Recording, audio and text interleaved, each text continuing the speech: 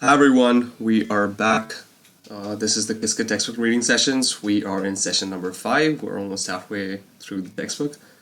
So today and in this weekend we'll be covering chapters 3.4 and 3.5, focusing on these two algorithms, the Bernstein-Vazirani and Simon's algorithm. Right? And today's objective will be to finish the Bernstein-Vazirani algorithm. So let's get down with the reading and coding parts for today. I have switched up the music for the reading time this time, so please let me know if that goes well during your study time. It's a slight experiment, so let me know about that. And for all sorts of discussion and feedback, I will be resuming the stream in an hour and 30 minutes from now. So, all right, guys, let's start. See you there.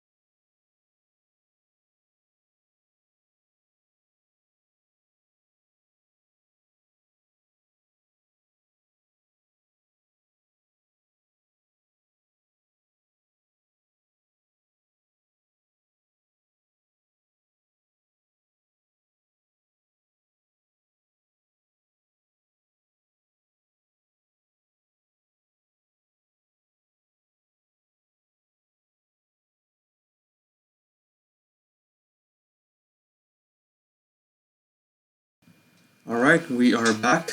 This is the discussion period for today's session. I have started the Slack call, so if anyone wants to join there, let me know. If there's any points for discussion, we can do that.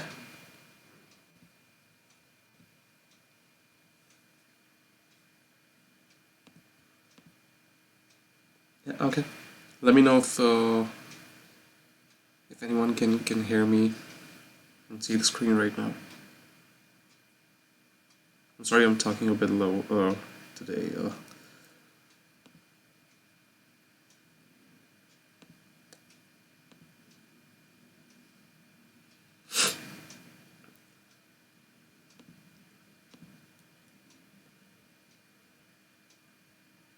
From mine, yeah, this was a more active chapter, and the I think the code does the explanation part uh, much better than what's written over here.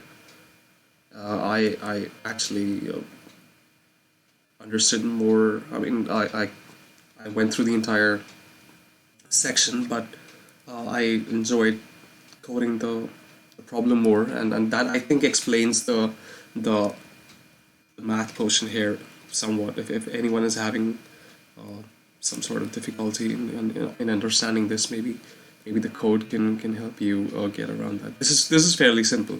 This part is fairly simple. But yeah, this is a bit hard to grasp.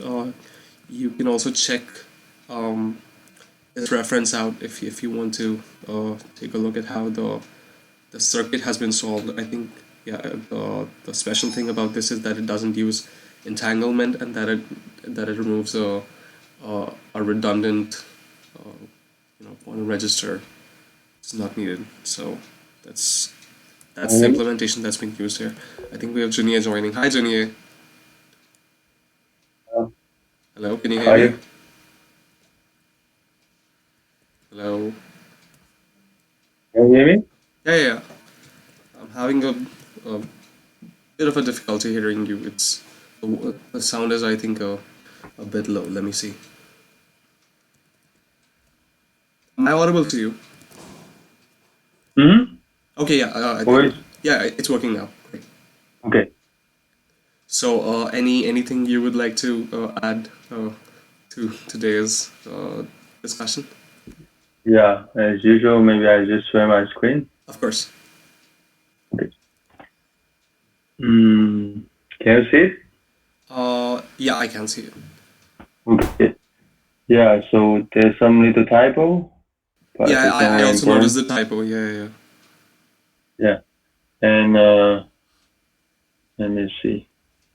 So I find that the descriptions are very abstract Mm-hmm. and the formulation of the algorithm is a bit too mathematical. Agreed, So it'd agreed. be nice to put it to be more in a perspective. I'm Right. not sure whether this algorithm has any real life application, Mm-hmm. That was but I that was think one of my questions as well. Yeah. it would be nice to just give example when you want to guess a secret number, then will make you feel big. Otherwise, the algorithm seems to be just invented to show the power of quantum field. Maybe Agreed. that's the case. Agreed. It's Agreed. possible that it's just to show that it's much more powerful, just like I think there showing must be algorithm some sort of application for it. not just pure math and Agreed. doing things just for the sake of showing. Agreed, agreed. I actually tried So, looking at the references to see if the mathematical part could be explained better, but mhm, these are still behind a paywall, so I cannot really access this paper okay. by Bernstein and Vazirani. Although this Mhm, the second reference is available on archive, so I was able to see it, mhm, and I think it does have an application in quantum chemistry. I think. Yeah, okay, this algorithm okay. was implemented using the nuclear spins of two hydrogen atoms in a deuterated cytosine Mhm, molecule, and that's yeah. how its implementation was shown. So maybe it might have some application, or in that sense. I'll have to read the entire paper once again just to Mhm. see that. And so in another let me show the textbook. Sure. So another part is very confusing. I was also watching the coding with Qiskit YouTube video on this algorithm, and people also have the same question. The question is, it seems like the oracle, you know it. Of course, it is not, but the way we construct it is you set the secret number, Okay. you construct the oracle circuit based on the secret number. Right. And it's not very clear to the reader why is this a secret at all, because it is shown to you set by yourself, and then at the end you return the same number. I could just easily assign s equals to any number, and then I just print it. Right. I mean, it's just the whole presentation of this algorithm seems really trivial. It doesn't really show why do I need to do it. Right. So I don't know how you can do it. I don't know how in real life oracle is constructed. Like, yeah, I don't know. Maybe it's like a bit like a communication problem. Like you have Alice that you don't know. Alice has a number, and then you have Bob is the second party that's trying to guess what the number Alice has, and Alice only telling you it is the number or not the number. Probably. In that construction, maybe it's more, the example will be more vivid rather than now. It seems like everything running on the same computer. Right. Then you already know how it is. So why do you still need to run the whole circuit? I do have a question. Doesn't this part form a controlled Z gate anyway? I mean, am I wrong in this? It shouldn't be. And I also have this question: is the way when I watch the coding of Qiskit video? Yeah. And I think the traditional way of doing it is just like the Deutsch. Those are algorithm that you have a C naught. Right. So here it seems to follow the reference tool, and I haven't read it. So that is also a part, but it seems quite obvious. So for example, if so basically if the secret number is 1 here, you put a Z gate. If it is not, you don't put. Because if it is 0, Hadamard cancel each other. Yeah. If it is 1, so Hadamard Z, Hadamard is 1. Yeah. So it seems to be a very superior way of constructing it, because you only need a single qubit instead of 2 qubit gates. Yeah. So I think increase the fidelity and the results. Okay. But is it very general? I need to check also. It seems to be more general, and the number of qubit also 1 qubit less. Right. Because you need n plus 1 in the original. Also, so I want to show is this part. How do we convey to a reader that the oracle is not known to the computer, so you can? It seems more meaningful that the whole thing you're doing. Okay. So, yeah. Right. So there's a chance that the oracle could change in different situations, right? That there is a possibility for that, or. Yeah, but in any case, you set yourself. So. Okay.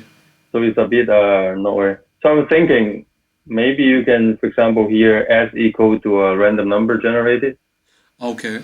And you don't show how it is, and then you run it, and then you show the result by the quantum computer, and then you show the result before you run the whole thing. Maybe you have a better impression that it works. Agreed. Yeah. Yeah, maybe something like that. That way, the human element of like knowing the secret bit string already is lost. But still, you feel like if you look at the oracle, you already know how it is. But of course, the story is that you actually don't know how the oracle looks like. It's a black box, and then you just send a number and take the output. So right. Because according to the code, like we're always using the Z gate in case we we want to find the string using an oracle. For example, here. It's always using the Z gate, and I don't think that should be the case, because the oracle, like you said, is a black box. Yeah, so the thing is that this part actually should be unknown to the computer. Unknown to the computer, right? Okay. Yeah. So I think the scenario should be you have a black box. So if you talk about more like communication, like I said earlier, Alice and Bob. So Alice has the oracle, and you have to. You generate this maximally superposition, and then you send, and then Alice will just tell you back the answer, and then you do again, and then you measure. instead of this one known to Bob. So I Got it. think in that scenario maybe more clear. I get it. So maybe Yeah, we can yeah, do this by setting up two different servers and yeah. I was thinking about maybe that will doing a help quantum too. But communication. the problem would be the communication part is like yeah, I don't know how to pass the state to a server, Okay. things like that. Yeah, but I think we can think about it. Also, I think the way it's constructed in this way is so that it's easy to run in real devices because Yeah. it doesn't allow you to run and then you send the results to another calculation or something like Right. that. So I think that's the reason. Yeah, and also I think maybe increase the number of qubits would be also more impressive because right now using a classical computer you can get it twice, two times, and quantum computer is one. Yeah. And also in the introduction was not clear what you are trying to do. Okay. I forget about this. I learned it a long time ago and don't remember what this algorithm is doing. And then only what's the and even going through this, I feel like what are you doing? It's just 2 bits, and why do I need to do this?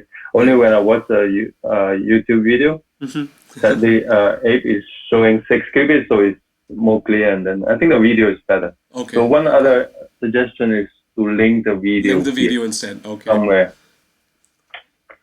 Yeah, Agreed. Maybe, but yeah, I think all the episodes that Abe is also doing, maybe adding yeah, those to need each to link. chapter, each relevant chapter would be nice.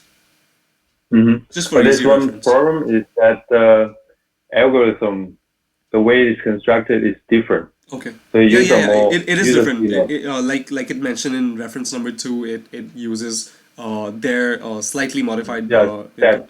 Yeah. So I don't know. I don't know why here we need to want to use this. Okay. Maybe you want to show that running on actual hardware is really good already. Okay. I think to not confuse a bit the beginners, maybe just instructing like the C not like a classical way is better. Right. Okay. Yeah. So, okay, let's go back to here. Also, I personally would have liked to see a classical implementation of the algorithm as well. Like they've shown Yeah. in just a single line How many times you need to run? how the classical computer would run it. But I would have liked to see some example using maybe a code or something. Yeah. Yeah, would be Just nice. to compare, To like actually just to compute see. and Yeah, yeah. Hmm. that's one thing I wanted to add. And so also some small things on the code that here. So it was not clear to me at the beginning that this is not 11 but 1 1. Yeah. It's a bit string. Right. And then in here it suddenly is 3, which is Yeah. That's decimal. But So although they I mention think like we should that's the correct it. integer and that the one So I is the want bit. to do like something like this or Agreed. this so that it's included. And then there's one part that I don't quite understand here. Okay. I don't know.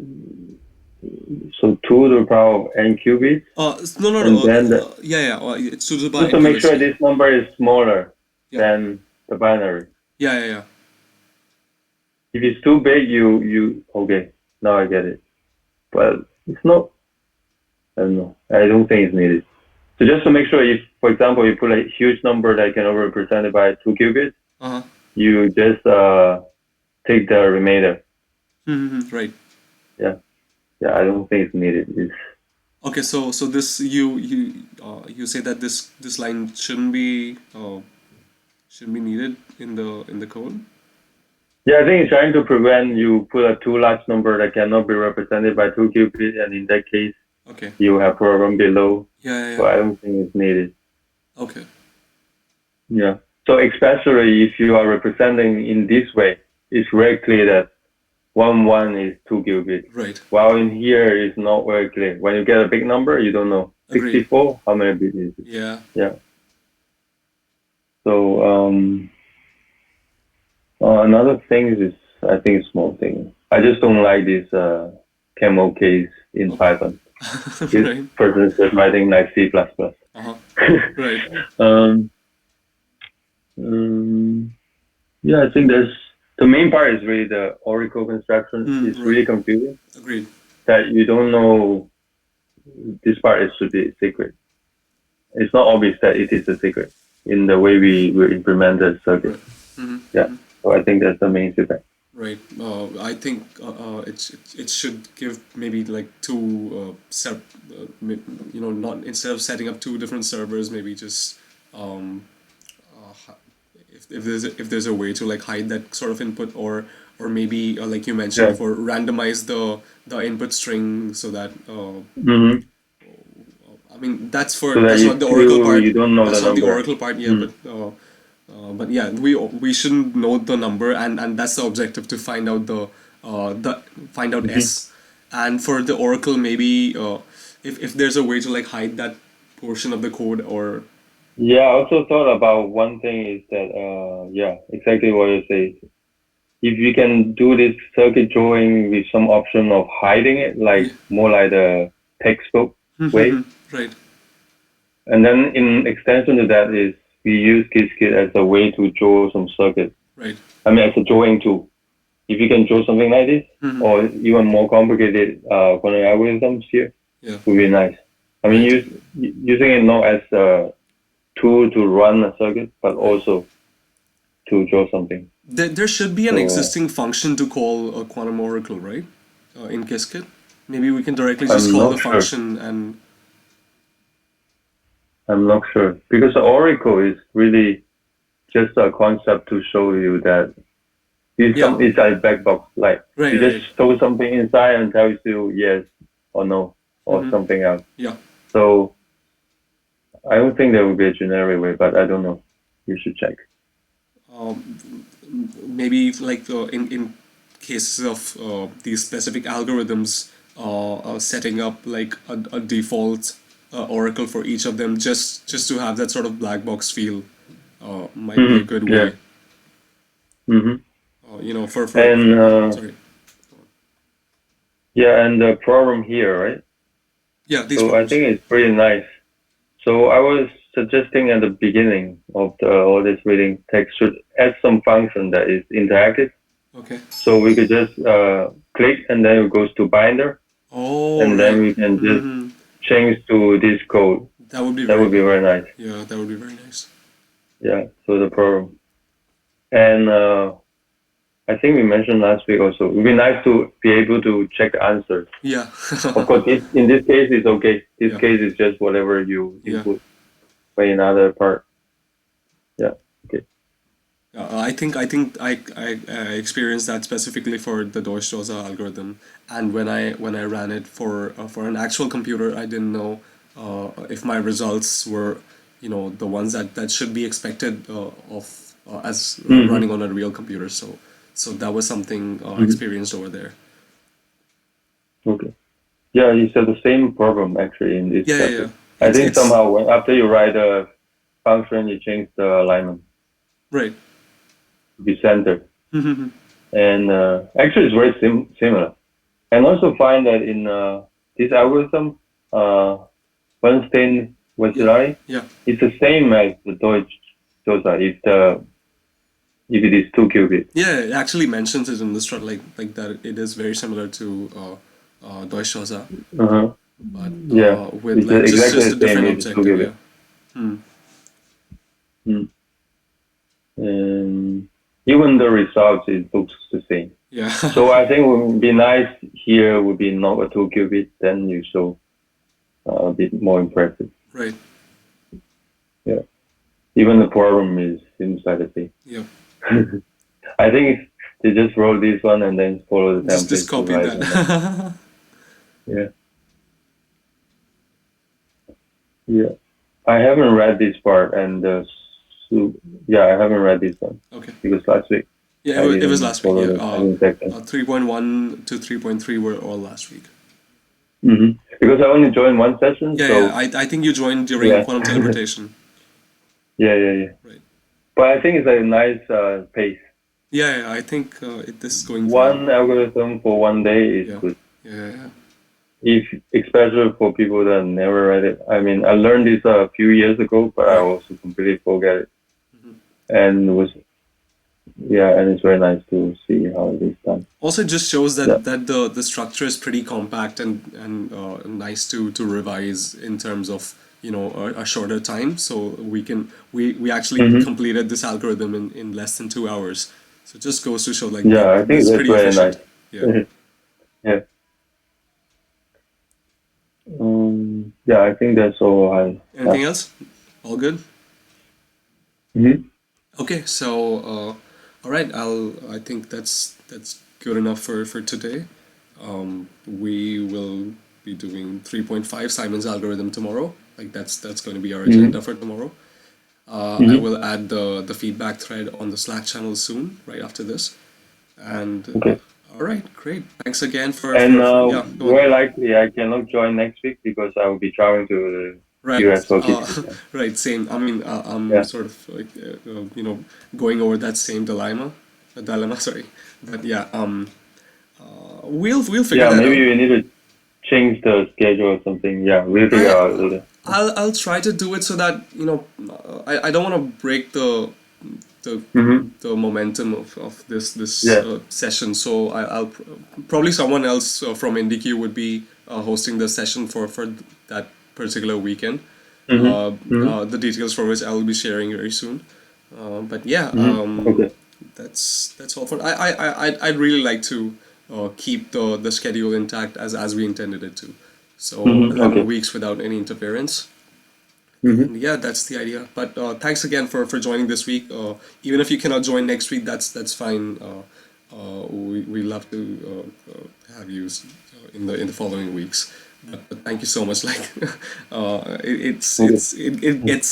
it gets a bit lonely without people discussing this. So this is fun. Mm-hmm. Yeah, I really like it. Yeah. Thanks Also, again. kind of Yeah. forced me really to spend time to really. Like for example, I missed the Deutsche Josa algorithm last Right. week, Right. Right. and then I Right. was trying to motivate myself to do it during the week to catch up, and Right. then I just couldn't. And it's nice to have always, on Saturday in the afternoon for me, it's just Yeah. 2 hours. I know it's going to be starting, and then I just plan for it and I just sit down. I think it's good to have this habit. Like I say, don't change the time, and every week we do the same. Yeah. So then you have this it become a habit. Yeah. Then it's not really effort to just yeah push Agree. yourself to it. Yeah, that is good. That is great. All right, then. Thanks again. We'll come back with tomorrow's session at the usual time. And see you there. Bye. Okay, bye.